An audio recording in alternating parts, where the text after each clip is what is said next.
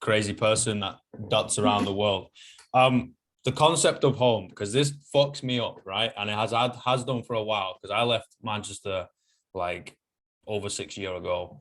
You know, I was in the south, I went to London, I went back to the south, I went back home. I was in Auckland, I came here. Like when I was in Europe, I kind of dotted around a little bit and tried to see a few places and do a few things. But like home is always my city, but like I said, I don't know whether I'm ever going to go back in the sense of to live there.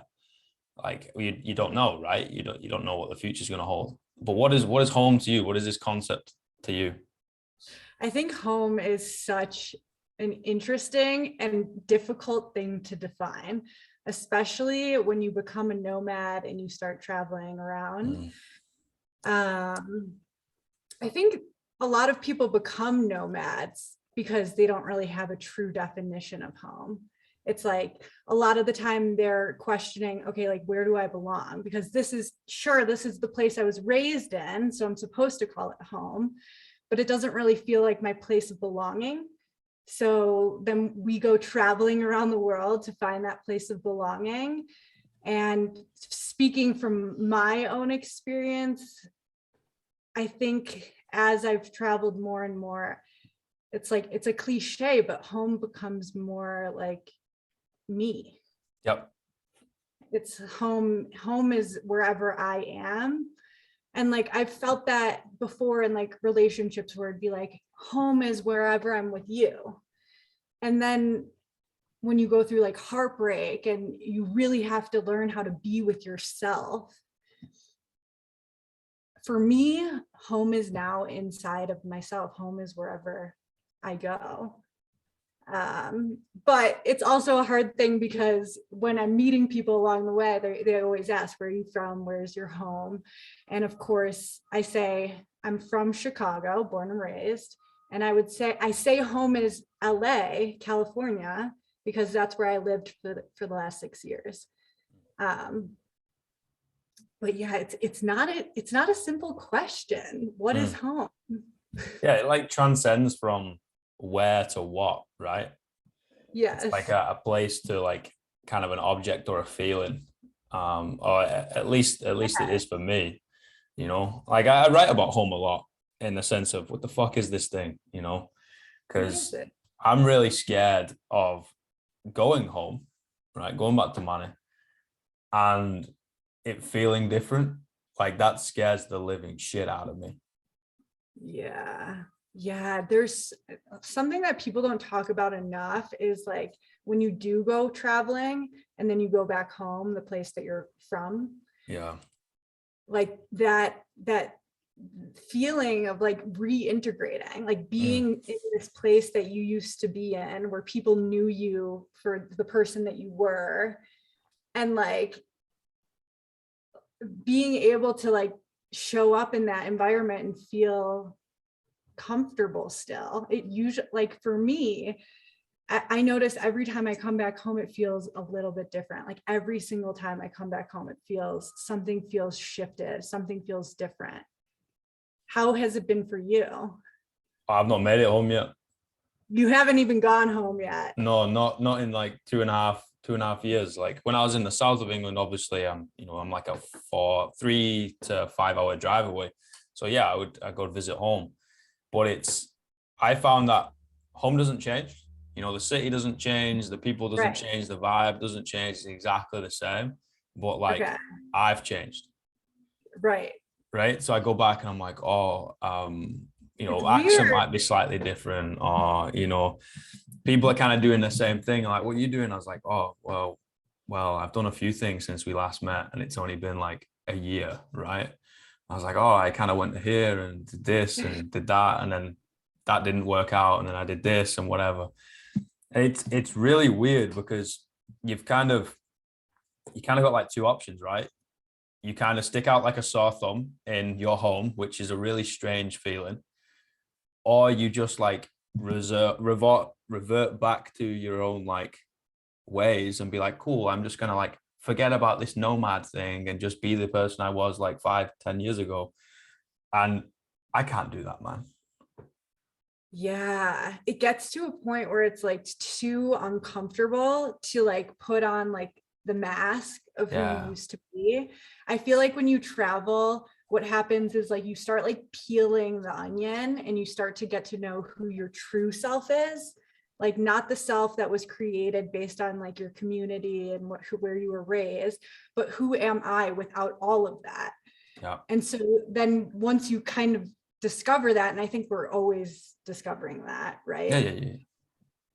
When you go back home, it becomes too uncomfortable to put on that old costume. So you said it scares me to think about going back home. What do you think is so scary about it? Not feeling like I fit in home. You know what I mean? Like I said, money is always going to be my home. Like I have it on my necklace of the emblem of my city. It's the worker bee, right? It's kind of like the vibe. Doesn't matter what you look like, where you come from. If you call Manchester home, you've got a certain demeanor about you, and we kind of know the struggle, so to speak, right? The thing that scares me is going home and not feeling like I fit in the place that I fit in, because I've been to a few places, and everywhere I go, I'm like, fuck, okay, I'm the alien here, right? I'm the weird person that looks a bit different, sounds a bit different, talks a bit different, says way too many swear words, but fuck it, right? Like there's the first one to get kicked out of places, I'm like, oh, okay. And I'm really scared of going home and not being the same, because I'll be like, where the fuck do I belong then? Yeah. Yeah. And also, I actually had a really deep conversation with my mom, not the one I just got off the phone call with. We started talking about all types of history and Vikings. It was really cool. But I had a really deep conversation with her maybe 6 months ago, in the sense of we've not seen each other for like 2 years, and it'll potentially be like 3 years by the time we've seen each other. And we both done a hell of a lot of things, and will have changed in a hell of a lot of ways. And it was a kind of like hey, we might have seen each other on FaceTime, right? We stay up to date, make sure you're doing okay, make sure I'm doing okay, whatever. Great. But like, I'm going to have changed a lot, and you're going to have changed a lot. So when we see each other again, like that might actually freak the other one out, because the way I used to think might be different. The way you used to think might be different.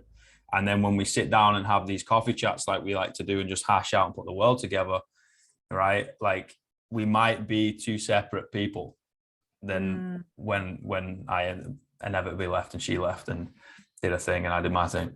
And I find that scary. I don't think it's a bad thing. I just, scary. Yeah, there's something about like that comfort of like consistency and like things staying the same. It's almost like a childhood blankie. It's like, I just want this one thing to be consistent and to be the same. But like, the truth is the only thing that's constant is change. Yeah. And so it's so interesting to me that, I mean, I fear it too. I fear like people changing around me or like growing out of friendships. It's like such a common fear, yet change is constant. We're all always changing. And I think part of like the purpose of life is to change and is to evolve. And it is kind of sad when we grow out of like the person that we used to be and start like losing some of those old relationships. But it's also really cool and really special when you have the friendships or family members that like evolve with you or grow with you. Oh yeah. That's when you create some real connection, some real strong bonds. And you're like, look, man, I'm writing a story, you're writing a story that's somehow like intertwined, like some vines. We're making some cool shit. And you can sit back nursing a whiskey, right? And a cigar. And you're like, remember that one time, back in, I don't know, 1984, when we like got lost with a couple of hookers or whatever, some random ass stories. And I think that's what life's about, man. Creating these beautiful, wonderful little stories that we can relay on to people we've never met before, people we've met who have changed with us, and we can write them down and leave them. And I find it so like exciting. It is really, really exciting. And something that you were saying is like going back home and like trying to explain to people all the things that you've experienced. Oh, man. It's like it like they know you as one person, and then being able to sit down with that person that knew you when you were in third grade, when you were like 6 years old or whatever, and trying to explain like all these things that you've experienced, it's impossible. Yeah. But I think, you share a coffee, you get a wine or whatever, you just tell some stories. Like, that's the point, right? Like, you can go home and like, I wrote something. I was like, one day I will return home and I'll have a couple more stories to tell. Until then, I'll keep on writing them. Yeah. Right. Ooh, And it's, you just I kind love of do your thing, come back, dot back. Hey, I don't know. One time I was in Nepal and shit really hit the fan, and we had to huddle like penguins to stay warm. Things got real weird. Don't think about anything pretty because it gets really awkward. Yes. And it's just funny stories. Like, I think comedy and storytelling and magic, to be fair, is a universal language. Yeah, I fully agree. And the stories that happen when you're traveling, like, you're constantly put in like uncomfortable situations because everything's new. And like the synchronicities, like the crazy things that happen, the like the things, those moments where like either all shit hits the fan and you're like, fuck, like, why am I traveling? Or those moments where like everything comes together and you're like, oh my God, it's so crazy that like the universe somehow perfectly put all these things together just so that I would meet this one person. Tell us a story then. Because you're out in like Peru. I'm in Peru right now. Fucking badass, man. Peru is so beautiful. Have you done one of those sweat lodges? I've done, not in Peru. I did they're called temazcals in Mexico. And I love those. They're very, very powerful. That's like so high up on my bucket list, whatever that means. You haven't done one? No. I've never been to like Central America. I've never been to South America, Asia. Like, I've been Europe, Africa, and then obviously I'm down here in New Zealand, Australia. Amazing. Well, you'll make it here one day. It's so I'll get in a rubber dinghy and just kind of sail, Yes. As I walk around in Peru, the only place I can compare like how much beauty there is here is I've been thinking about New Zealand, like where you just look around and you're like, oh my God, is this real? Is it real? That's what I keep saying to myself. Wow. It's peace though, right? It's peaceful. It's so peaceful, especially I just got to Sacred Valley, which is an especially peaceful little town where a lot of nomads find each other. Wow, man. So tell us a story. Like, I'm fucking buzzing. I'm like a kid with cookies and milk at the end of the day. You know what I mean? Well, I just think it's amazing. Like, when I look back on my travels, the ways that people find each other at the right times. The first story that comes to mind is I went to India by myself. I was in Australia. I read a book by Osho, and it inspired me. All of a sudden, I was like, I need to go to India. I want to get trained in Kundalini yoga. But as you guys know, like, India is pretty dangerous. It can be, especially as like a woman that's solo traveling. So I landed in India at like 2 a.m. and I remember just like praying as I was on the airplane, like, please, like, spirit guides, if you're there, like, keep me safe, keep me protected. And I was pretty just like scared when I got off the flight. I felt just very out of my comfort zone, especially it being like 2 a.m. And I picked up my bag. I walked out of the airport and I was going to go to my hotel, but there's like hundreds of men standing outside that are trying to get you into your cab. And it's just like very overwhelming. Like, everyone's like, get in my cab, get my cab. And like, traveling by yourself, you really have to sit with your intuition of like, this just doesn't feel good. And it didn't feel good. I felt very, very uncomfortable. I felt like everyone was getting way too close to me. Like I just didn't feel safe.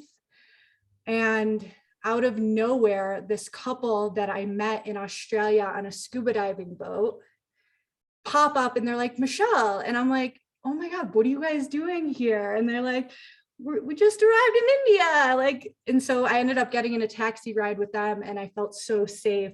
And it was just like that perfect moment of, wow, thank you, universe, angels, for being there. Because later when I did my yoga teacher training, I found out that like 3 people in my group in their taxi ride like got money stolen from them, or were like taken to the wrong places. Someone had to get out of the car in the middle of it. So it's just, I felt like at that moment, the universe, there was something higher that was helping me and protecting me and keeping me safe. How was the yoga training? The yoga training was unbelievable. I was in Rishikesh, northern India, most beautiful place in the Himalayan mountains with the Ganges rivers. It's beautiful. And just to be doing yoga every day for 30 days, I had never felt so crystal clear in my entire life. And that was when I got really just clear on my purpose and like my career and how I wanted to serve the world. What is your purpose? What is my purpose? So I haven't really introduced myself, but Michy is my nickname. That's what I go by. I'm a spiritual psychology mentor and I'm an inner child healer. So I help women to heal inner child wounds as well as move through fear so that they can also live their soul aligned life, because now I feel like I actually am really living my soul aligned life. That's fucking awesome, man. Yes, it's very fulfilling. Wow. So if someone hearing that has no fucking idea what that means, yes, right? They're just like, what is this lady okay. about? Like, yeah, okay, fine. I'm gonna go get another like cup of coffee or something. Well, how, in layman's terms, how would you break that down for someone who's blonde, has one brain cell, and it's taken up already? Yes. Okay. So spiritual psychology essentially is, I was trained in typical science-based psychological trainings like Gestalt and neurolinguistic programming. But it's looked at through the spiritual lens. So it's looked at through the lens of, we are spiritual beings that are having a human experience. And we've all come to, I call it like the earth school, to learn, to grow, and to evolve. So it's being able to mix that understanding of us as souls with tools of psychology, being able to, tune into the body and understand if your body is in fight or flight mode, and then also be able to apply that to understanding ourselves as a spirit. Does that make sense? Wow. Yes, it does. Because I'm rather spiritual. I might not come across it like so, but not like massively down that track. Like the only person I've kind of spoken in depth about it with to try and learn a little bit more is from my mum. And she's always been spiritual growing up, but it was kind of like hey, I respect you, you respect me, you're not going to force it on me. I didn't really have any interest in it. I'm just kind of going to go do my thing. And then as growing up, I'm like, right, let's start understanding this a little bit more and have an open conversation rather than just be like, fuck this, I'm out. This is really creepy. I'm going to stay away from it. Because she's into the whole haunted houses and ghosts and talking to all that nonsense. And she says shit and it comes true, and it's actually really scary. Growing up as a kid, she'll go out and be like, it's like going to rain in half an hour. You're like, what are you on about, man? It's like, I can smell the rain.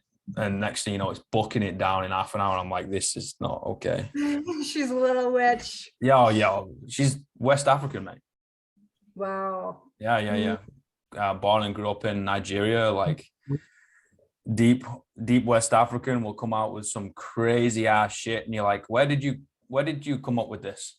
She's like, oh, I dreamt about it. I was like, what do you mean you dreamt about it, woman? Like, come on. Next thing you know, plans out exactly the plan. I'm like, I'm staying away from you. Like, this is crazy. No, I'm joking. Like, real cool shit. But there's definitely, I think, so the world at the moment, right? We're going down the technology route. We're going down the science route. We have been doing for the past couple of 100 years. Fantastic. The creation of this metaverse thing, right? I was like, Yeah. brilliant, great. We can use it for good, right? We can use it to help people and innovate and all that shit. But I believe that if we go so far down like one way, so left, metaverse, then we have to do the same on the other side.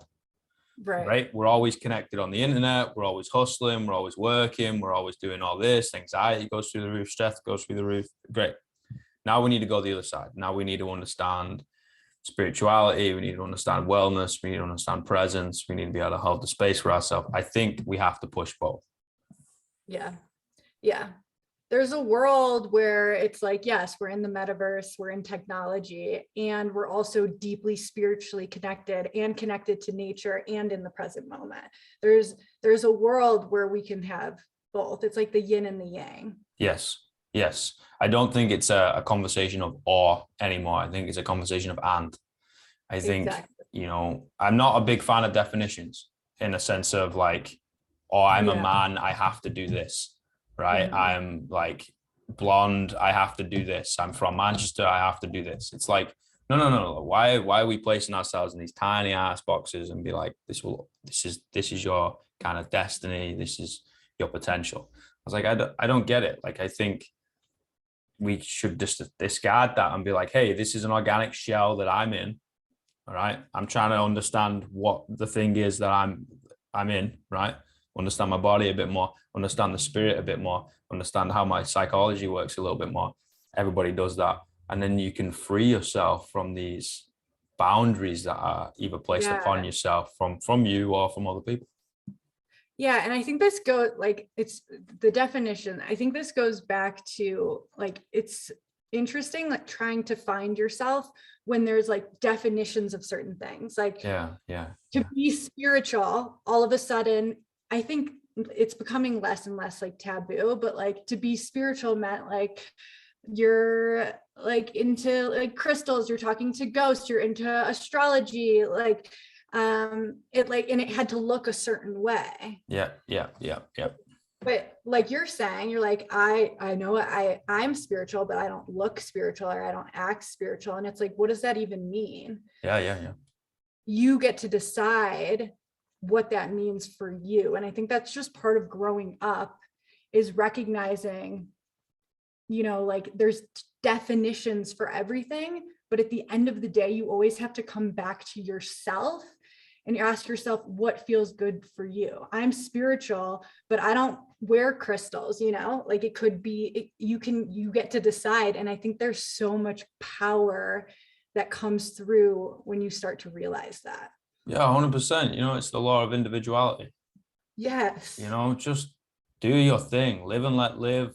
If you get something from it, fantastic, high five, keep doing it. If you don't, fantastic, high five, don't do it. Like, just do your shit, man. Like, figure out who you are and don't forget it. Be you. Just be you. And it's a hard thing when you're a little kid and you're growing up and you're being told all these different ways to show up and be and do in the world.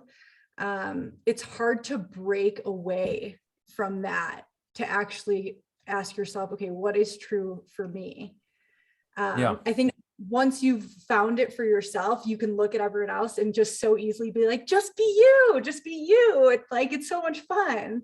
But as you're actually going through the process of finding out who you are, it's kind of hard. Yeah. And I don't think that process ever stops, like, I think we're different every day. Yeah. Every minute. It's like manic person just bouncing off the walls. You're like, oh dear, we started something here. Like, we've created these like so small niches, right? Where, or you call it a niche, don't you? Yeah, Of real niche, estate. niche. I don't think there's a proper way. I don't fucking know. English is hard, man. It's my first language and I still not mastered it. You know what I mean? I'm not Yeah, the greatest in same. skill. But anyway, we got these like small little boxes that we place everybody in. Yes. Um, you've got operations of logistics for a semi, whatever, and your job title is like 2 pages long, and all you do is like input data into a computer, right? And sit on your ass for 10 hours a day. And you're like, wait, hold on a minute. Human beings, right? We're everything and nothing at the same time. Everything that makes up the universe makes up us. So we are everything, but also nothing at the same time. Yeah. Right. But then we have to do this one specific role for like the rest of your living experience. I'm like, what? This doesn't make any sense whatsoever. I was like, life is long, man. You can live 100 different lives doing 100 different things and still have time at the end of it to be like, whew, well, what do I do now? It's so true. Mm. It's so true. Yeah, it doesn't make sense to just stick with one thing. It's like when you start feeling that call or that itch, that's your soul, that's your heart knocking at you to expand and to do something different. And I'm sure that you have listeners that haven't actually made that move Yeah. out of their hometown yet and are just curious. And somehow like the universe lines things up for you in the most beautiful way when you step out of what's comfortable and do what's like knocking inside of you. Yeah, honestly, I say go by feel.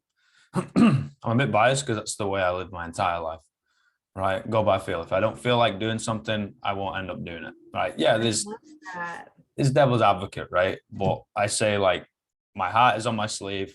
I'm always going to tell you the truth. I want the truth back. Like I'm going to love everything, but also like, if I wake up one day and be like, I don't want to do this anymore. Like I just feel like I don't want to do this anymore. Then I will no longer do it. I'll disappear, right? And I'll go do something else. So you've always been like that? To an extent, kind of. I've always been an extremely emotional person. Mhm. I don't feel something and be like, great, let's move on. I'll like deeply feel it. It will physically cripple me, or it will physically light me up and make me fly. Right. Like I get the whole extremes of this human experience, which is like can be incredible. It's like heaven on earth. And then also it's like, right, I want to stop playing this game now. Like this is getting a bit silly.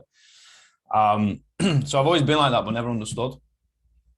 Like back in the day, like mental health wasn't really a thing, or it was a thing, but it wasn't this term that we understand it to be. Growing up with just my mum, like you grow up in an environment where you've kind of got to be something, you've got to grow up early, you've got to develop rather quickly, very hostile, a lot of fighting, so again, you like adapt roles, right? You start playing roles and wear these masks and put on these cloaks and all that type of shit. And honestly, it took me leaving and sitting in a place of peace, which is over here. Like I didn't know what peace felt like. I was always in fear or whatever, or dealing with these things. And I sat literally in New Zealand in the middle of buttfuck nowhere on a rock, like no cell reception. No one knew where I was. I was living in my car. I was like, just disappeared, and I deleted everything from my phone. And I was like, just kind of like thinking things and figuring it out, writing it down, Like, what the fuck is this? Like, what am I doing? Who am I? What am I doing? And it took a while, took a long time, but you end up getting to the stage where, okay, like, have I always gone by what I felt? Yeah. There's been times when, like, hereditary wise, there's depression in the family, 110%. Everybody is like, has been or is suicidal. Right. So it's like, okay, cool. That's a card that had been placed in my hand at the start. No problem. Also had a lot of concussions. Okay. That doesn't help. Right. And then environmental, again, that doesn't help. I'm like, okay, cool. Let's figure this out. However, something that I've come up across is if I can't put my finger on why, if it's not just the waves, just like troughing a little bit, right? And I get sunk down, I get sinking down. And I'm like, oh, I'm feeling really shit, like regularly. I'm like, my body starts hurting. I start getting some physical signs. And I'm like, oh, fuck, what's going on here?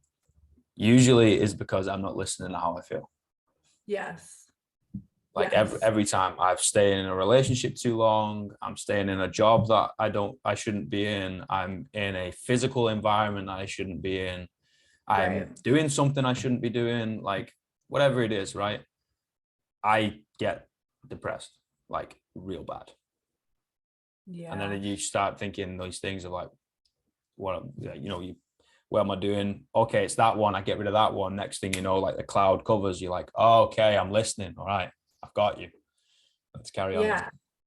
It's interesting what you're saying. So like two things are coming up. One is like you get physical symptoms. And I think this is something that's so important that more people need to be aware of. Yeah. Is a lot of the time our body is communicating to us before our mind is. Yeah. So oftentimes I have my clients tune into their bodies and feel their bodies, because it's like your body's letting you know if this is for you or if it's not for you. If you're feeling like tight or heavy or any of those uncomfortable feelings, it's a no. It is not for you. If you're feeling light, expansive, open-hearted, then it's a yes. And it's like our emotion, it's like so simple when you can actually get this, but like our emotions are the compass to life. Fuck yeah, they are. Like And if you actually follow through with them, like you use the word magic. I love the word magic too. Yeah. Magic happens Yeah. everywhere. Yeah. It's amazing. You've literally just proved my entire reason for the podcast right. So I just want to say good night, Vienna. Thank you very much. Give you a little bit of a high five. Peace out, motherfuckers. Like it is 100%. Like it's no longer these two separate entities, right? We do get physical symptoms. And this is another reason why I'm like, guys, go fucking move your body. I don't care how you do it. You don't have to weightlift like me. You don't have to bloody do whatever. Go do something, right? So you start deciphering this code, this communication channel that your body tells you, and you understand it, right? It's like learning a different language. We can now order a coffee in Spanish. Like, great. Okay, I understand this, and then when things start, going not to plan, you're like, okay, I got you, motherfucker. I know what that means. Okay, no problem. I'll start looking after myself a little bit more. And like you said, it's magic. It really is. And like when you can recognize like specific physical symptoms show up at specific times, like for me, my throat will get really tight when I'm about to like obviously like use it, like even before getting on this podcast.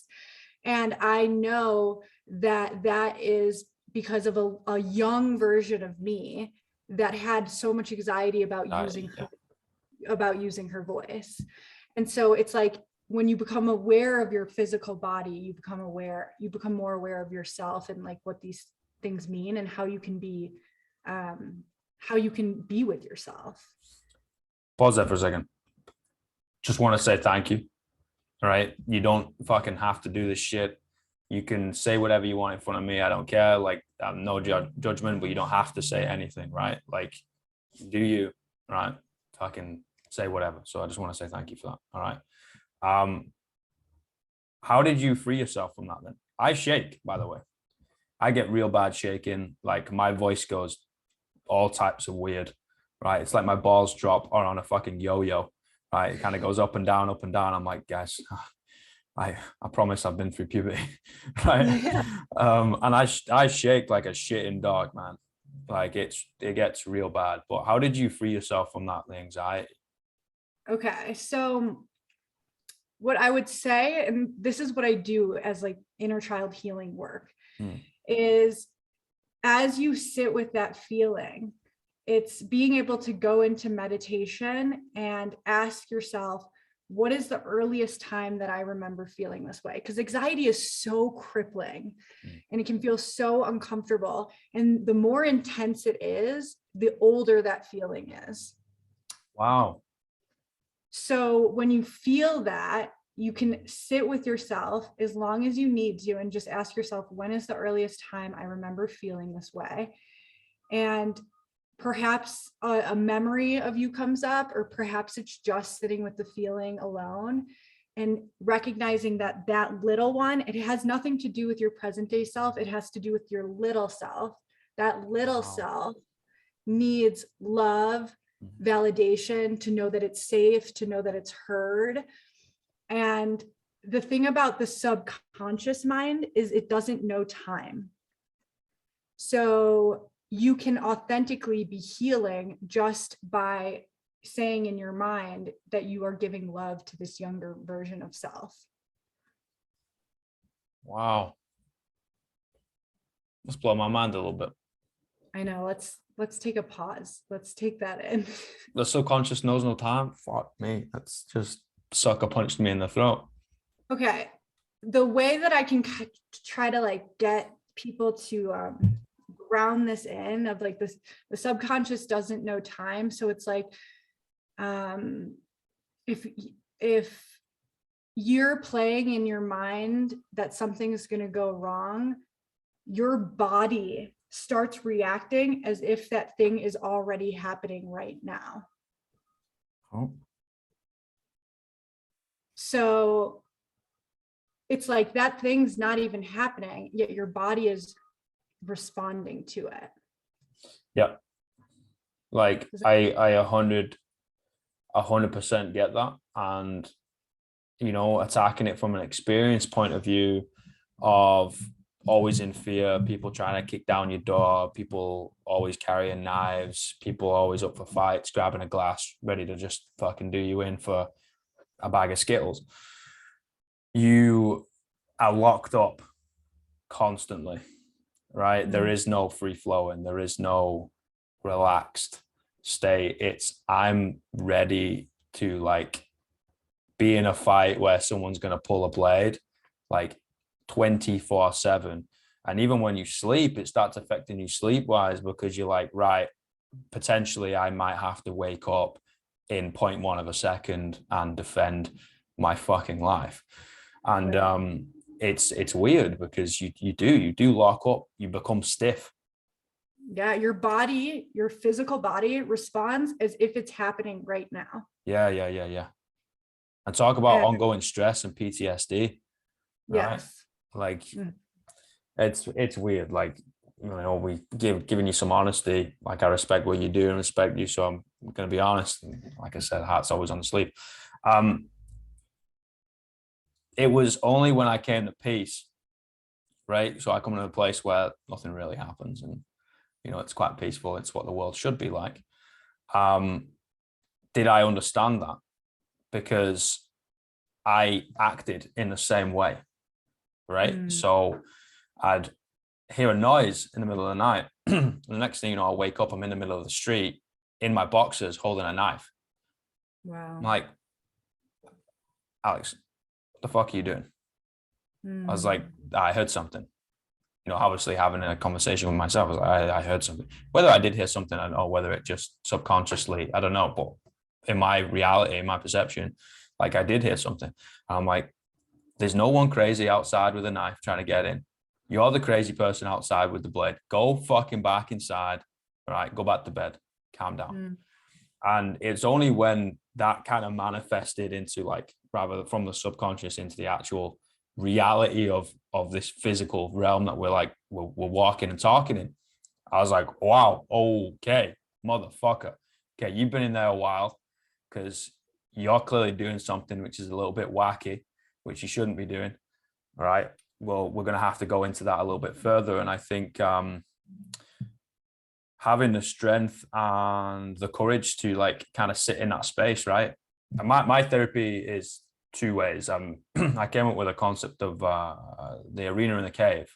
I think we need to be able to do both, in the sense of you need to be irrational and emotionless and physical and just be like, fuck this, angry. And you need to go the other way, right? Where you're like still emotion full, right? Thinking, thoughtful, feeling, hurting, all that type of stuff. You need to go both ways, right? And the last one is the cave, and obviously the arena, we know what that is, like the gladiators. So I've always trained. So that was always my outlook, and that was the arena. I'm like, right, my cave is writing. You know, I write poetry, kind of a little bit of philosophy, kind of whatever. I just kind of write some things down, stick a cover on it, send it out, and be like, if you don't want it, don't pick it up. If you want it, pick it up. Great. Hope it helps. And I need to sit in that space and just, and honestly, it came out in an entire book. Wow. 370 something pages. It's a poem for every day of the year, which kind of just like shows someone's mental state doing this for a whole year, and you can see where they start and where they finish, and that's number 2. But I just hope people hearing like this story, like we relate through stories, right? It's like, hey, just gain some confidence and courage of like, you can do that, man. You know, you can draw, you can make sandcastles, you can, I don't know, do whatever you want to do, right? Yogi, like play with some stones, whatever. It doesn't matter. Like, I honestly, go do your thing. And it's okay for you to sit in that cave, and it's okay for you to go into that arena. Yeah, I love the duality. I love that there's a space for both, where you can go inwards and then you can actually like be outwards and like more physical. There needs to be a space for both. Yeah, I think so. I really think so. And me having a conversation with myself, I feel a lot more at home with that, going back to the home concept, because you know, being in the gym, being around all this, you know, being around some not great human beings, and it's like, oh, Alex, you're tough, like, you know, whatever. And I'm like, yeah, I guess, but also like inside I'm dying, like I feel like I'm fucking dying. And then I go the other side, right? And I related a lot to ladies. I had a really good relationship with, just like, I had a lot of good friends that were ladies, and I had a good relationship with my mom for my entire life, because I could probably feel what they were feeling, right? I could empathize with them. But even in that environment, I'm like, but I don't feel at home, because you have the inability to get up and go like punch a wall or something, metaphorically speaking. Right. And I'm like, I don't really get this. I'm not at home in anyone, and feeling a little bit lost, and creating those polarized views really helped me. And I'm like, right, okay, yeah, I am everything and nothing at the same time. I'm alive and dead. I don't know why my computer keeps changing screens. Can you see me? Yeah, I can see you fine. All right, wicked. Yeah. You know, I think being the poetic warrior, you know, I like history, and Roman soldiers used to have paid time to philosophize and sit on rocks and figure things out, and we've lost that. And I think it's sad, you know, like the connections you gain from people usually are these like wacky full spirits that can do all these crazy shit with their body, but then also crazy shit with their mind, and also can decipher the emotion. I'm like, that's the point, man. Yeah, it's the point to be able to do both. And this quote keeps coming up for me of like, when you're sitting with the inward and you're sitting with the emotions. My teachers, Doctors Ron and Mary Holmneck, were like the pioneers of spiritual psychology. They say healing is the application of loving to the places inside us that are hurting. Wow. So isn't that a beautiful quote? Can you say it again, please? Yes. Healing is the application of loving to the places inside us that are hurting.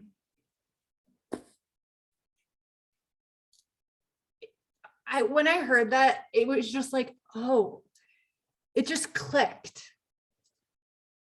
Like, all we have to do is really sit with ourselves and love those places inside that are really hurting. And that is how we heal. That's gorgeous. Yeah, it's beautiful. I think unconditional love is the strongest thing on the planet. It is. It could heal the world if we were more compassionate and more just unconditionally loving. the I world we think know. this might sound a bit left field. It might rustle some feathers with some traditionalist, but I Okay. think we've paired beauty and love too much with romance. Mm, Right? It's like something can be beautiful to you and you don't want to like fuck it. Right? mhm. It's like, no, that's beautiful. For that, that is like shining confidence, whether it's a fucking flower or a human being, it doesn't matter. Right? You're Yeah. like, that's shining confidence, that is being passionate, that is doing exactly what they want to do.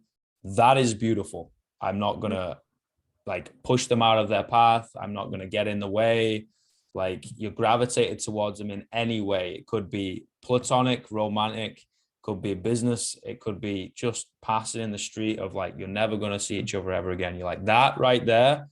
I don't know what it is, and I don't know why, but that's beautiful. And then also Mhm. like loving something, right? You're like, fuck, whatever you're doing, I fucking love that right there. I was like, that doesn't Mm. mean you want to like stick a finger on its, stick a ring on its forefinger and be like, okay, this is mine. I was like, no, you can love something and be like, and never see it again. Yes, yes. The non-attachment, where there's like this, there's this idea that like when we love something, we have to attach to it and it has to become mine. Mm, But you can just love something mm. and think something's beautiful without it becoming yours. You know what's a real big one for me Hmm. is, um, like I said, I'm a super emotional dude and my heart's always on my sleeve. Like Mhm. I pay attention to the mates that say I love you too when I say I love them. I Mm. pay attention, Yeah, right? Because I got two brothers that aren't related, you know, if yeah, that makes sense. And they are the fucking reason why my heart beats, right? And we yeah, always end the phone call like, love you, man, see you later. Or love you, boy, yeah, see you later, whatever it is, right? So I love yeah, you too, blah, blah, blah. And like, I'm like, great. That is before anything else, you know, talk about Bay. That's my fucking brothers, right? yeah, And it's funny, you're like, oh, fucking love you, man. And you wait and it's radio silence. You're like, okay, no problem. Like, I know where you're at. No problem. Don't worry about it. yeah. It's really interesting. So you being a really emotional man, what is that like? Um, because as women, like our emotions are encouraged to talk about and speak about since we're a little kid. So Yeah. as a man that has always been super emotional, that must have been like hard as a kid and even still. Yeah. Um, Now I've got to the place where um I don't give a fuck. You know, Yes. I'm gonna be myself. And if you don't like it, you can go fuck yourself. Like whatever. I'm still gonna do me. Um, but as a kid, I love talking about this because I like talking to younger lads about it because I was a younger lad and I understand what they're feeling. Um, it's real hard, like real fucking hard, because everything subconsciously and consciously tells you to shut the fuck up. Like everything Mm, is like, we don't care. Just we want to see the output. We want to see this stern expression, right? Even down to you know, action figures. They're always yoked. They've always got a 6 or an 8 pack, right? They've always been in the military. You go to um, superheroes, again, they're always yoked. Like, yeah, okay, the actors get yoked for it. Whether they do that with aid or not is completely up to them. It's a role. Like that's not illegal, do you think? But then they also obviously pad out their fucking costume to create this role, and that's what it needs to be for the story. But that's also what you're showing to a kid. You know, we like to communicate the narrative now these days for ladies, right? It was like, oh, the did it stem from the Me Too movement, I believe, or something like that, where it's like, love yourself and all that. I'm all about it. Do your thing again, live and let live. The way I live my life. And I'm like, great, we go really far down that avenue and help so many women. And I think this is incredible. But then when we turn the coin over and acknowledge the other side, there is no acknowledgement, right? We're like, nah, fuck off. It's a man. We don't care. was like, oh, okay, great. So every coin has two heads and no tails. Okay, that makes a lot of sense. Appreciate that. Like, we'll just go carry on doing our thing then, and it's difficult. I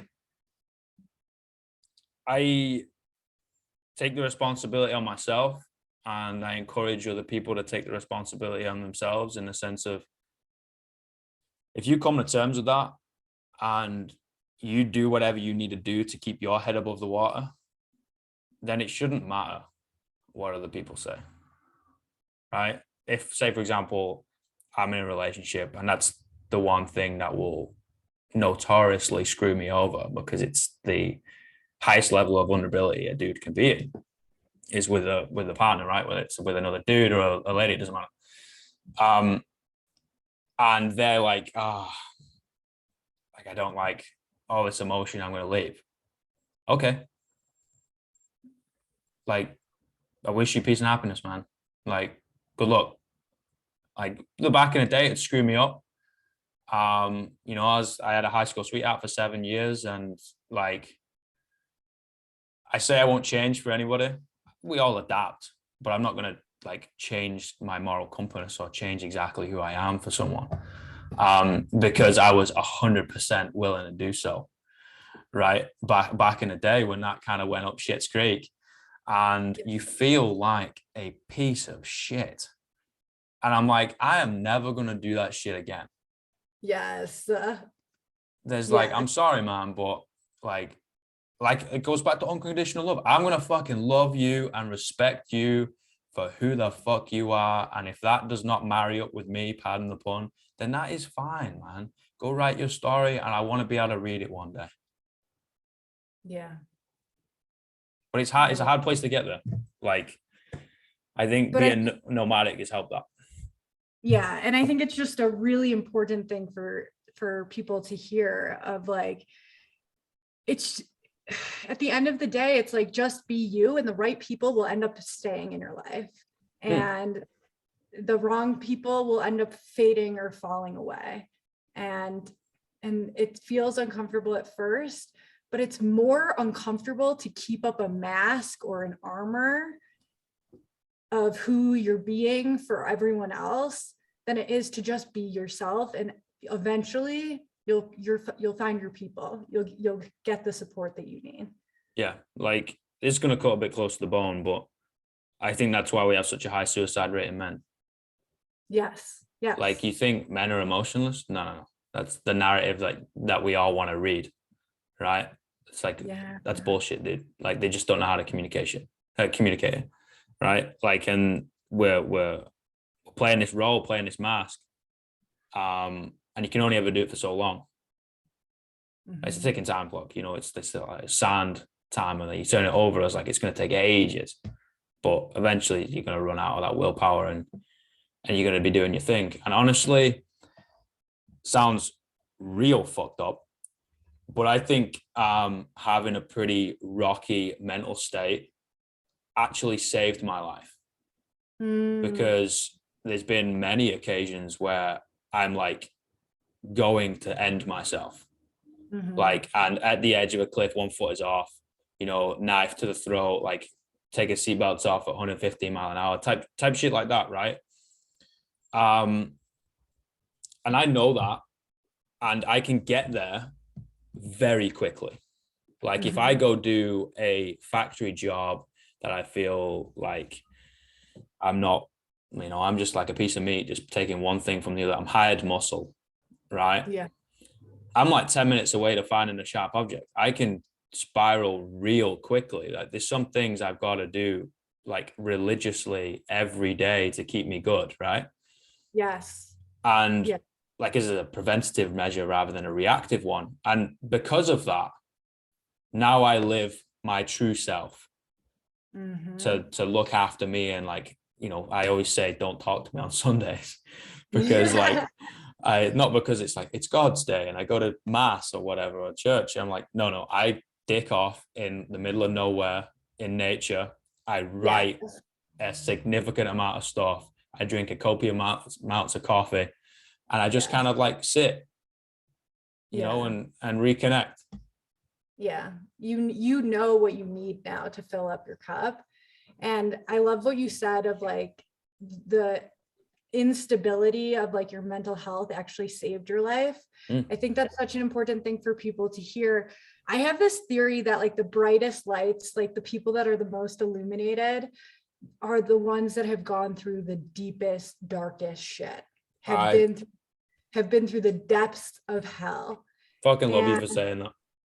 it's because every person I've met that like radiates and beams, when I hear their story, I'm like, you beam because you went through the depths of hell and you know what it's like just to appreciate feeling content. So probably because I've like not given a fuck and just stopped talking about it. A lot of people come up to me, right? And a lot of like I've coached in gyms for 11 years. So I've seen fucking thousands of people walk through the doors, right? And a lot of people, we have conversations over coffee or after class or whatever, and we just start chatting some shit. And they open up to me about this type of stuff. Yeah. And I'm like, you do realize you have gone to the depths of hell and looked your Reaper in the goddamn eyes. You know what color your Reaper eyes are, right? You've looked them in the fucking eyes and told it to go fuck itself. Yeah. And turn around and walk back out the same door. People don't go out of that. Once you're in that door, you don't come out, man. And you've walked out of that door, you've climbed all the way back up, and now you're walking this earth again. I was like, that is the most badass motherfucker on the planet. Yes, I have chills when you say that. It's true. Like that is. I wish people could see themselves through my eyes. I always think about that. Oh man, I'm gonna start crying. Don't do that to me. I do, because if people could just see how amazing they are, they would know peace inside of themselves. And when you're in that moment of like the depth of hell, you can't see. Like it's so hard to see that there's a light at the end of the tunnel. But there always is. So I used to burn and throw away my kind of writings, poetry, and whatever you want to call it, before I ended up making a book. That was my brother's fault. You can blame him for that. I definitely do. But one of them was like, I kind of liked imagery, right? I like it when it sparks people's imagination. And one of them is like, you're sat in a dark room. I can't remember the poem, but the idea was you sat in a dark room and you can't see anything because it's dark, right? And you just think you're all alone, you're lost, there's no point, blah, blah, blah, blah. But what you don't realize is there's fucking millions of other people sat in that dark room with you. But because it's so dark, you can't see someone sat next to you. You turn a light on, there is so many people around just sat in the same position, doing the same thing, like thinking the same thing, right? And you're like, turn a light on, you're like, what? How did you motherfuckers get here? I was like, what, you're here too? I was like, yeah, I've been here for like 20 years. What have you been doing here? He's like, oh, I've been the same. It's like, look, man, you are not alone. And that's, I wish I had my book on the fucking thing. The first page, you open up the first page, like the front cover, and it says, you're not alone.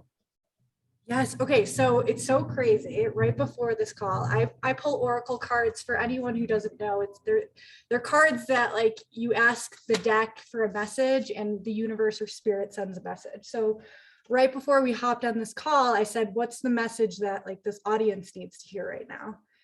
And it's all about support.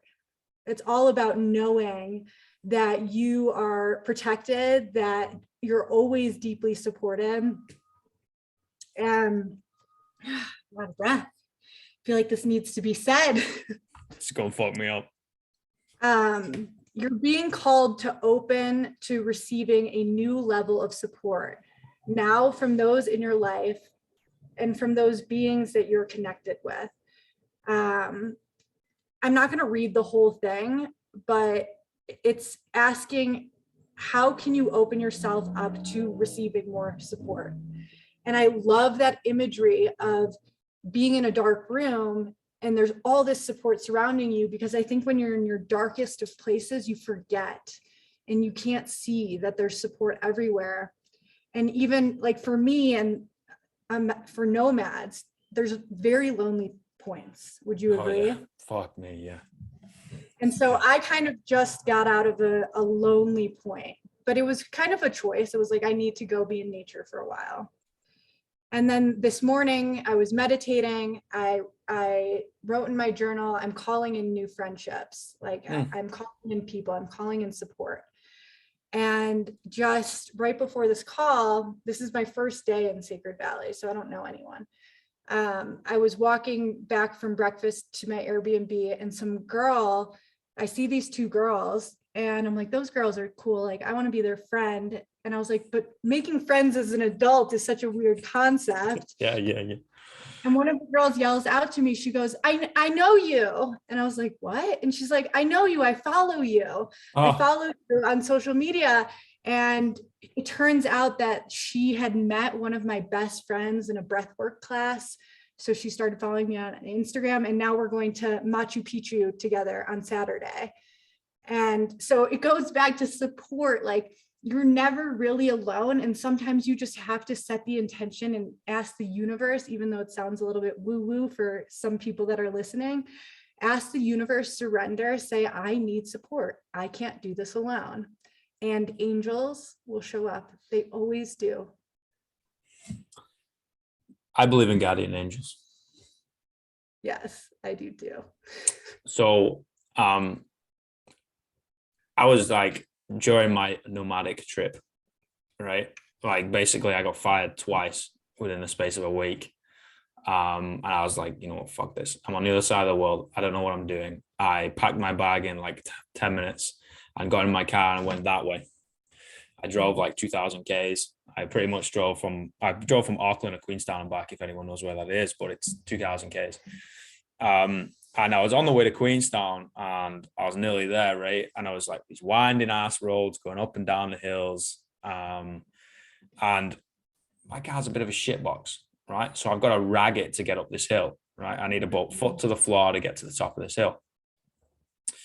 And I remember going around, there's like some steep ass hill, and I'm like, fuck, I'm gonna have to put my foot down here. And I had my arm around the passenger seat. No one's there. I'm just me. You know, I had my arm around the passenger seat, and for some reason, I had a feeling. I was like, I'm just going to cruise up this one. You know, real slow, because my car's a shitbox. So it was pretty much crawling up this bloody hill. It was kind of comical. It's just cruising, you know, kind of getting on by, taking on the scenery. Like, I just had a feeling, like, and again, I go by feeling. So I was just cruising up this thing. And the next thing, you know, I saw this car come whizzing around the corner and comes into my lane, like just misses the barricade, and like just misses the front as he like then turns back onto his lane. And I'm like, if I ragged it up this hill like I have done for every other hill in the entire country, because my car is fucking bobbins, he would have smashed into the side of me. We both would have gone off the cliff, and we both would have been dead. Oh my God. Yeah. Yeah. Explain that one. You know what I mean? I'm like, what the fuck just happened? Yeah. Yeah. That's those moments. It's like, there's got to be something. It's got to be. Because it's too perfect. It's got to be. Like, he just missed me. And it would have been in exactly the right time. I would have been turning the corner. He'd have hit me in the side. Would have gone flying. I'd have probably died off impact. He was going that quick. But like, something wants you to be alive. You have a purpose here. Maybe. You know? Maybe. That's what I believe. Drink all the coffee. Drink all the coffee, write some things down, pet all the cats. Yes. Yeah. Pet more cats. Yeah. Pet more cats. I got that. That's my life, kind of in a nutshell. Yeah. I'm going to be that dude. I'm just going to get a little bit of land somewhere, like just some tiny home, and I'm going to get a shitload of animals. Yeah. Yeah. You know? There's something that feels so good about just living simply, and for like those little moments, like you're saying, like just pet the cats, drink the coffee, like just that's what life is about. It doesn't need to be like this huge thing. It's really about those little moments. And when you can have more gratitude for those little moments, everything starts to shift. Well, totally. Yeah. Your whole, like, I think you're looking after your spirit at that point. Exactly. you know, rather than just your physical health or just your mental health or just your financial health, right? Like it's like, no, you're looking after your spirit now, and like who you actually are. You're giving yourself a little bit of a hug. Exactly. Yeah. So I got 3 questions. Okay. What's the greatest piece of life advice you've ever received?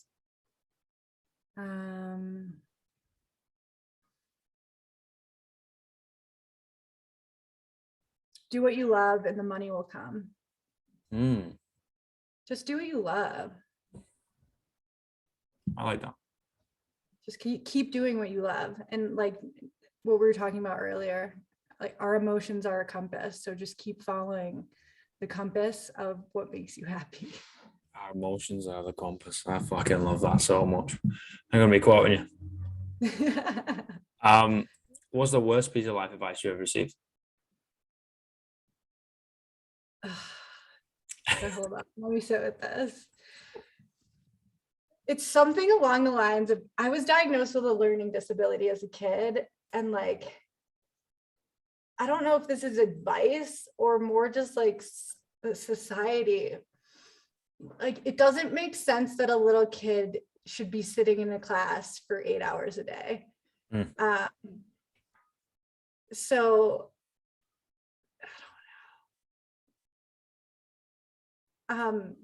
that I was gonna have to like get good grades in math and science and shit that I'm never using. Get good grades. I love that.